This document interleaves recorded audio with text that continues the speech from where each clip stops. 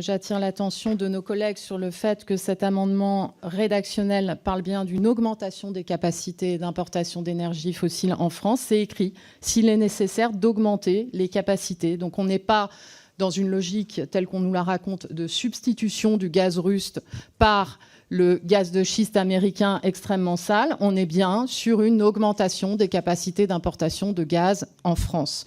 Donc ça, c'est le premier point. Le deuxième, notre collègue disait tout à l'heure, il y a l'urgence climatique, mais. Il y a l'urgence climatique, mais il y a une autre urgence, etc., etc. En fait, c'est ne rien comprendre à la situation dans laquelle est la France aujourd'hui.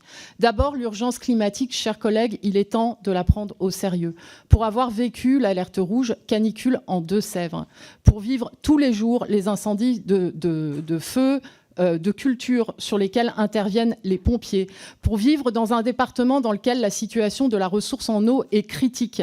C'est invraisemblable, en fait, d'entendre encore des phrases prononcées disant « il y a l'urgence climatique, mais », alors que c'est désormais une question de sécurité nationale et une question de sécurité des populations. Ça, c'est la première chose. La deuxième, c'est que cette urgence climatique et l'urgence sociale sont complètement liées et que les deux sont liés à notre consommation d'énergie fossile dont les prix flambent et qui menacent effectivement le pouvoir d'achat, la cohésion sociale, l'activité des entreprises. J'étais lundi matin en rendez-vous avec des entreprises des Deux-Sèvres qui risquent de mettre les clés sous la porte à cause des factures d'énergie qui flambent de 200-300%. À ces problèmes, le texte sur le pouvoir d'achat n'apporte aucune solution. Et ce qu'il propose, c'est d'augmenter l'importation d'énergie fossile en France, et pas n'importe lesquelles, puisqu'il s'agit de gaz de schiste, dont je rappelle que le bilan carbone est équivalent à celui du charbon.